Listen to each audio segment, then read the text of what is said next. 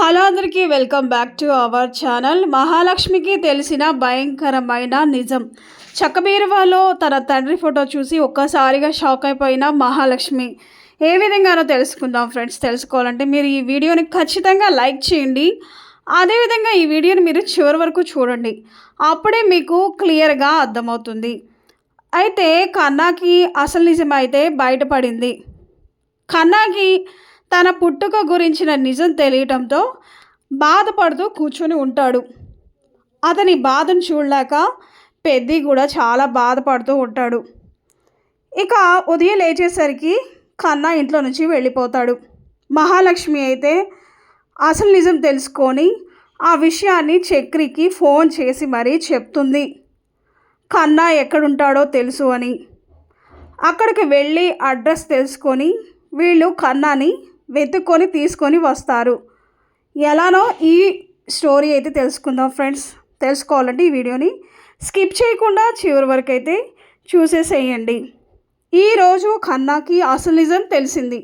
ఎప్పుడు ఈ నలుగురు అన్నదమ్ములు ఒకే తల్లికి పుట్టిన బిడ్డలాగా ఉండేవాళ్ళు. ఈరోజు కన్నాకి తన తల్లి వేరే అని, ఈ ముగ్గురు అన్నదమ్ముల తల్లి వేరే అని తెలుసుకొని ఇంట్లో నుంచి వెళ్ళిపోయిన తర్వాత మహాలక్ష్మి ద్వారా కన్నా ఎక్కడున్నాడో తెలుసుకొని నిజం తెలుసుకొని కన్నాని ఇంటికి తీసుకువస్తారు. అయితే కన్నా చాలా బాధపడుతూ ఉంటాడు. మేము ముగ్గురు ఒక తల్లికి పుట్టినా, నువ్వు వేరే అమ్మకు పుట్టినా నిన్ను ఎప్పుడైనా అలా చూసామా అంటూ బాధపడుతూ ఉంటారు ఈ ముగ్గురు అన్నదమ్ములు. పైగా చక్రి, నేను ఎప్పుడు గొడవ పడుతూనే ఉంటాం కదరా, నిన్ను ఎప్పుడైనా ఏమైనా అన్నామా? నీ కంట్లోంచి కన్నీరు రాకుండా పెంచాం కదరా, ఈ విధంగా నువ్వు మాట్లాడుతున్నావు అని కన్నాతో కేశవ అంటాడు. నీకు ఏనాడైనా ఒక ముద్ద తక్కువ పెట్టానేరా? మన అమ్మలు వేరైనా అందరం నారాయణ పిల్లలమేరా. మన అమ్మలు ఎవరివైనా తండ్రి ఒక్కడే కదా, ఎందుకు బాధపడుతున్నావురా అని పెద్ది అంటాడు. అలా దీనంగా చూడకురా, మీ అమ్మ వేరేనా అని అడక్కురా. ఒక తల్లి తన బిడ్డకు పాలిస్తుంది, అది మాత్రం నేను చేయలేదురా, మిగతావన్నీ నీకు చేశాను కదరా అని ఇలా బాధపడుతూ ఉంటాడు పెద్ది. అయితే ఇక ముగ్గురం కలిసి నిన్నే చదివిస్తున్నామని పెద్ది చెప్పడంతో కన్నా అయితే పగలబడి నవ్వేస్తుంటాడు. ఇంటి పత్రాల కోసం వెతుకుదామంటే ఇంటి గుట్టే బయటపడింది. కన్నాగాడి జన్మ రహస్యమే బయటపడింది. వాడికంటే నాకే ఎక్కువ బాధేస్తుంది. అసలు వాళ్ళ అమ్మ ఏమైంది అని మహా అడుగుతుంది. ఏమో నాకు తెలీదు, మా అమ్మని నాన్న చంపాడని జైల్లో వేశారు. ఆ తర్వాత విడుదలై ఎక్కడికో వెళ్ళి మళ్ళీ చంటి బిడ్డతో ఉన్న ఆవిడని తీసుకొని వచ్చాడు అని ఇలా చక్రి ఫ్లాష్ బ్యాక్ అయితే చెప్తాడు. మరి ఏ స్టోరీ అనేది మనం చివరి వరకు చూద్దాం, అప్పుడు మీకు క్లియర్గా అర్థమవుతుంది. అయితే కన్నా ఇన్ని ప్రశ్నలు వేస్తూ ఉంటే ఏం చెప్పాలో అర్థం కాని పరిస్థితుల్లో ఉంటారు చక్రి, కేశవ, మాధవ. చిన్నప్పటి నుంచి వాడిని మేము ఎత్తుకొని పెంచాం, కానీ ఇప్పుడు ఇలా చూస్తుంటే ఏం చెప్పాలో అర్థం కావటం లేదు. నిజం తెలిసిన తర్వాత వాడు మమ్మల్ని ఇంకా దూరం పెట్టేస్తున్నాడు. తెలియకుండా చాలా సంతోషంగా ఉండేవాళ్ళం అని మహాతో చక్రి ఈ విధంగా మాట్లాడతాడు. ఇక కన్నాని పెద్ది ఓదార్చే ప్రయత్నం చేస్తుంది. చూసావా, చక్రి అన్నయ్య పరాయి వాళ్ళ దూరంగానే ఉన్నాడు అని కన్నా అయితే అంటాడు. అలా ఏం లేదురా, నీ మొహం చూసే ధైర్యం నాకు రావటం లేదురా అని వచ్చి కన్నాని పట్టుకొని చక్రి ఏడ్చేస్తాడు. అలా అన్నదమ్ములంతా ఒకరినొకరు పట్టుకొని ఏడుస్తూ ఉంటారు. ఒకవైపు నారాయణ బాధపడుతూ అలా పడుకొని ఆలోచిస్తూ ఉంటాడు. మరోవైపు హాల్లో అందరూ పడుకొని ఉంటారు. కానీ కన్నా మాత్రం ఆలోచనలో ఉంటాడు. పడుకో అని పెద్ది అంటే నిద్ర రావటం లేదు అని కన్నా అంటాడు. నారాయణ మాటలు పదే పదే గుర్తుకు వస్తుండడంతో కన్నా నిద్రలేకపోతాడు. పడుకున్న అందరినీ చివరిసారిగా కన్నా చూసేసి ఇక పెద్ది కాళ్ళకు దండం పెట్టేసి ఇంట్లో నుంచి వెళ్ళిపోతాడు కన్నా. నిద్రలోనే కన్నా గురించి అందరూ కలవరిస్తూ ఉంటారు. లేచి చూస్తే ఇంట్లో కన్నా కనిపించడు. దీంతో అందరూ కంగారు పడుతూనే ఉంటారు. ఫోన్ చేస్తే కూడా కలవదు. దీంతో కన్నా ఎటు వెళ్ళిపోయాడో అని అంతా కంగారు పడుతూ ఉంటారు. అందరూ వెళ్ళి బస్ స్టాండ్ అని, రైల్వే స్టేషన్ అని, ఇంకా ప్రతి చోట కనిపించిన మనుషులందరినీ ఫోటో చూపించి ఎక్కడున్నాడు అని అడుగుతూనే ఉంటారు. వాడెక్కడికి పోతాడు, మళ్ళీ వస్తాడు అని నారాయణ అంటాడు. కానీ కన్నా కోసం మాధవ, చక్రి, కేశవ ఇలా అందరూ బయట వెతుకుతూనే ఉంటారు. కన్నా ఫ్రెండ్స్ దగ్గరికి వెళ్ళి చక్రి, మాధవ కూడా వాళ్ళని కూడా అడుగుతారు. కానీ అక్కడికి కూడా రాలేదని తెలియడంతో మరింత కంగారు పడతాడు. కేశవ ఏమో రోడ్డుపై ప్రతి ఒక్కరికి ఫోటో చూపిస్తూ ఇతను నా తమ్ముడు, ఎక్కడైనా కనిపించాడా అని అడుగుతూనే ఉంటాడు. పగలంతా కన్నా కోసం చక్రి, కేశవ, మాధవ వెతుకుతూనే ఉంటారు. రాత్రి అయినా ఎవరు ఇంటికి రాకపోవడంతో మహా ఎదురు చూస్తూ ఉంటుంది. ఆ టైంకి నారాయణ తాపిగా పాట పాడుతూ వస్తూ ఉంటాడు. కన్నా కనిపించాడా అని నారాయణ అడుగుతుంది. వాడిని నేనెందుకు వెతుకుతాను, వాడు వాళ్ళ అమ్మని వెతుక్కుంటూ వెళ్ళాడేమో, నీకోసం చేపల పులుసు తెచ్చాను తిను అని కన్నా గురించి పట్టించుకోకుండా మహాలక్ష్మితో నారాయణ అయితే చెప్తాడు. దీంతో మహాలక్ష్మికి చాలా కోపం వస్తుంది. ఆ చేపల పులుసు ప్యాకెట్ తీసుకొని నేలకేసి కొడుతుంది. అసలు మీ పద్ధతి ఏమీ బాగాలేదు అని నారాయణకి అయితే చివాట్లు పెడుతుంది మహాలక్ష్మి. ఉదయం బయటకు వెళ్ళాడు, కోపంగా వెళ్ళాడు, మిమ్మల్ని అసహించుకొని వెళ్ళాడు, అసలు ఎక్కడికి వెళ్ళాడా, ఏం అఘాయిత్యం చేసుకున్నాడా అని భయం లేదు, ఇంకా రాలేదు. కన్న తండ్రి అయినా నీకు మాత్రం బాధ్యత లేదు. కన్నా గురించి వెతకండి, వెతికి తీసుకొని రండి, దొరక్కపోతే ఇంటికి రాకండి అని నారాయణ మీద అయితే మహాలక్ష్మి ఫైర్ అవుతుంది. అలా మహా తిడుతుంటే నారాయణ నవ్వుతాడు.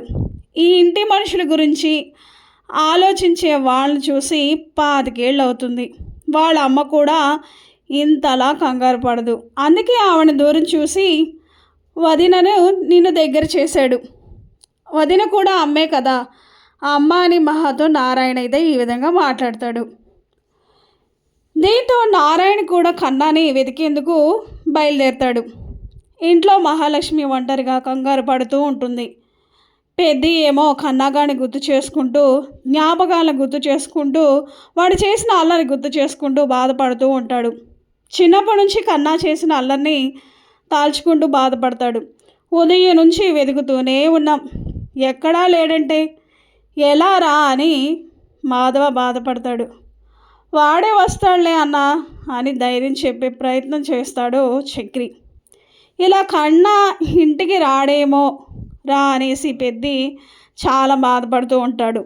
మన మధ్య ఉండలేక, నిజాన్ని జీర్ణించుకోలేక వెళ్ళిపోయి ఉంటాడు అని ఇక మాధవ ఏడుస్తూ ఉంటాడు. ఎందుకంటే ఫస్ట్ నుంచి మాధవకి కన్నా అంటే చాలా ఇష్టం. చిన్న కొడుకులాగా, ఒక కొడుకులా చూసుకునేవాడు. ఇప్పుడు అసలు నిజం తెలిసింది.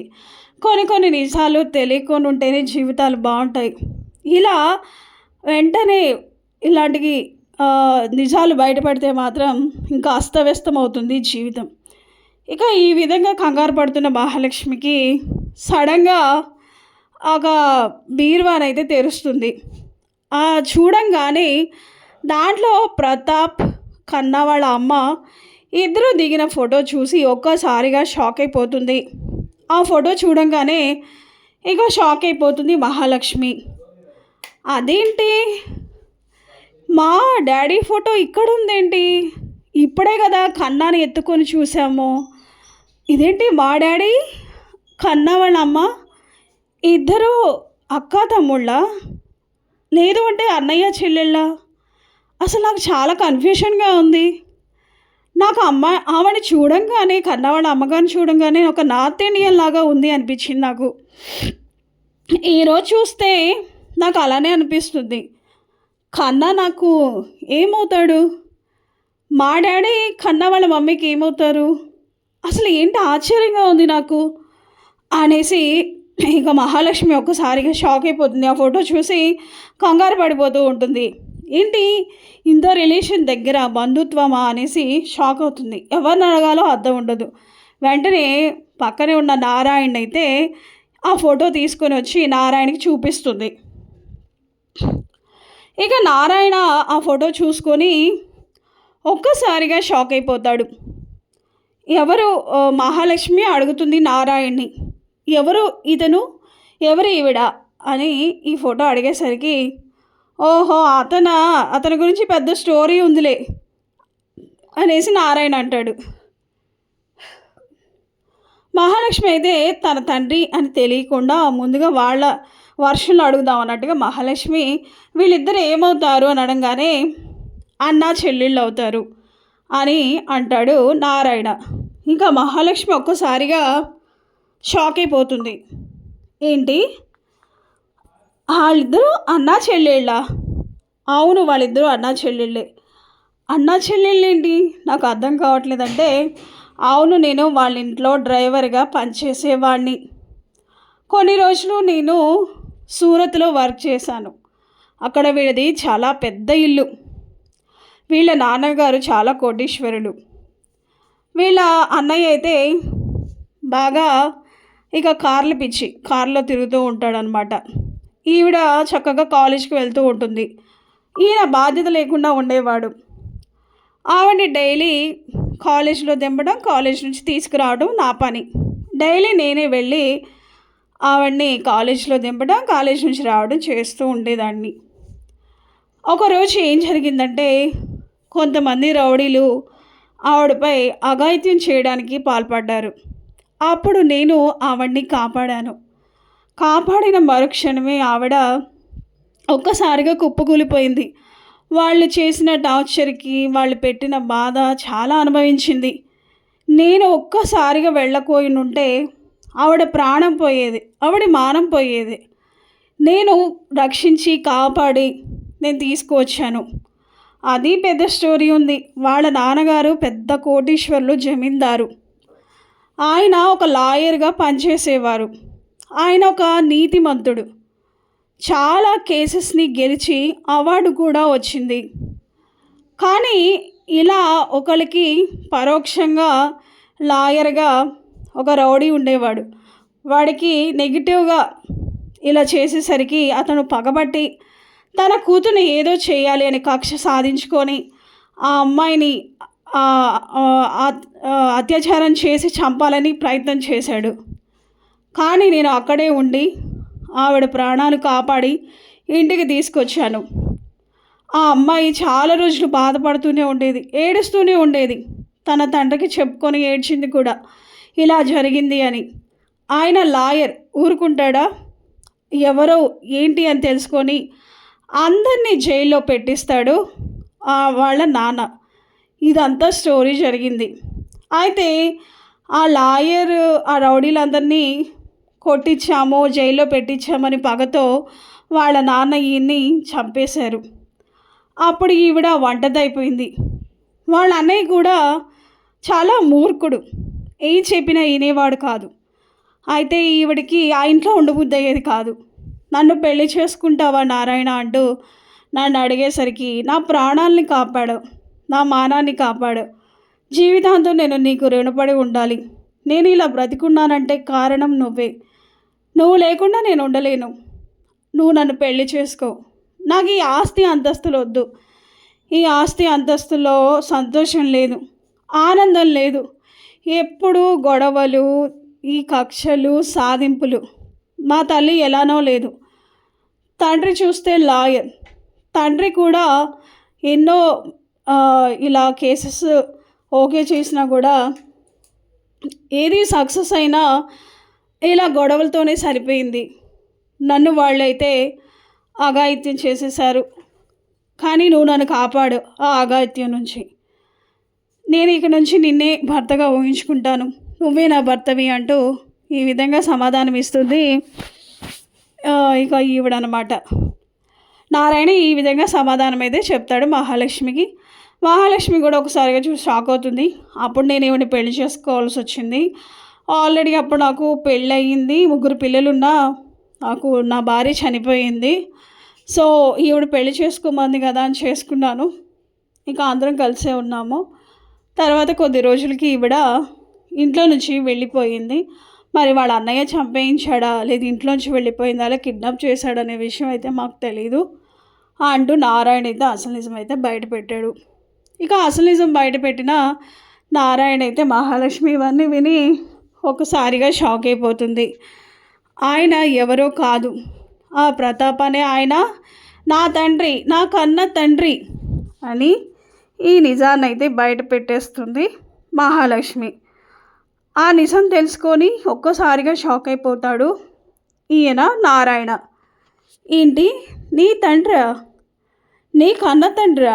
ఆయన పేరు ప్రతాపం ఏదో ఉంది అంటే, అవును ప్రతాపే నా తండ్రి పేరు. నేను ఇష్టం లేని పెళ్లి చేసుకున్నానని నా మీద కూడా కక్ష సాధించారు.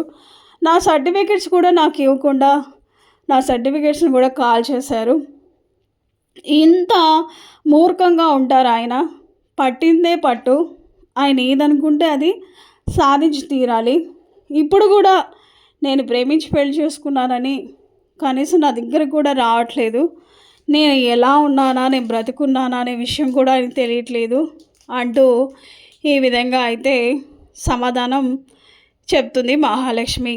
అవును, ఆయన ప్రతిసారి అంతే, ఆడపిల్లలంటే ఇష్టం ఉండదు, సరిగా చూసుకునేవాడు కాదు. ఆయన చక్కగా ఉంటే ఆవిడకి అంత స్థితి కూడా పట్టేది కాదు. కానీ ఆయన పట్టించుకోవడని వాళ్ళ నాన్నగారు డ్రైవర్ లాగా నన్ను చక్కగా దగ్గరుండి ఉంచారు కాబట్టి ఆ రోజు ప్రాణాలు అయితే కాపాడాను అనేసి నారాయణ ఈ విధంగా అయితే సమాధానం ఇస్తాడు. సో అప్పుడు తను బయటికి వస్తుందన్నమాట. అయితే ఇక మహాలక్ష్మి ప్రతాప్ నా తండ్రి అనేసి అసలు నిజాన్ని బయట పెడుతుంది. ఆ నిజం తెలుసుకున్న నారాయణ కూడా ఒకసారిగా షాక్ అయిపోతాడు. ఇక మహాలక్ష్మి వెంటనే ప్రతాప్కి కాల్ చేసి ఇక అసలు నిజమైతే చెప్తుంది. డాడీ, మీ చెల్లెలు బ్రతికే ఉందని అనగానే, ఇప్పుడు ఆ విషయం నీకు ఎందుకు గుర్తుకొచ్చిందంటే, చెప్పండి డాడీ, మీ చెల్లెలు బ్రతికా ఉందా లేదా అంటే, అది ఎవరినో ప్రేమించి పెళ్లి చేసుకుంది, అప్పుడే అది చచ్చిన దాంతో సమానం. నువ్వు ఏ విధంగా చేసావో నా చెల్లి కూడా అలానే చేసింది. నేనైతే వదిలిపడేశాను. అది బ్రతికుందా చచ్చిందా అనే విషయం కూడా నాకు తెలియదు అంటూ ఈ విధంగా సమాధానం ఇస్తాడు ప్రతాప్ అయితే. అదే మహాలక్ష్మి, నేను ఇప్పుడు ఉన్న ఇల్లు కూడా అదే డాడీ. మీరు చెల్లెలు అంటున్నారు కదా, ఆ చెల్లి భర్త నాకు మామగారు అవుతారు. నేను ఆ ఇంటికి కోడలిగా వచ్చాను అంటూ మహాలక్ష్మి అయితే మహాలక్ష్మి ఏ విధంగా సమాధానం చెప్పేసి ప్రతాప్ షాక్ అయిపోతాడు. ఎడదిప్పి నువ్వు ఆ ఇంటికే వెళ్ళావా? నువ్వు అడిదిరిగి ఆ ఇంటికే వెళ్ళావు కాబట్టి చచ్చినట్టు నువ్వు ఆ ఇంట్లోనే ఉండు. దయచేసి నా ఇంటికి అయితే మాత్రం అడుగు పెట్టడానికి వీల్లేదు. నీ చావు నువ్వు చావు అంటూ ఈ విధంగా అయితే సమాధానం ఇస్తాడు ప్రతాప్. ఆది కూడా ఫోన్ తీసుకొని, నువ్వు చెప్పిందంతా నిజమే కానీ నువ్వు ఈ కట్టు సలహాతో ఆస్తిని కొట్టేయాలని మాత్రం ప్లాన్ అయ్యకు.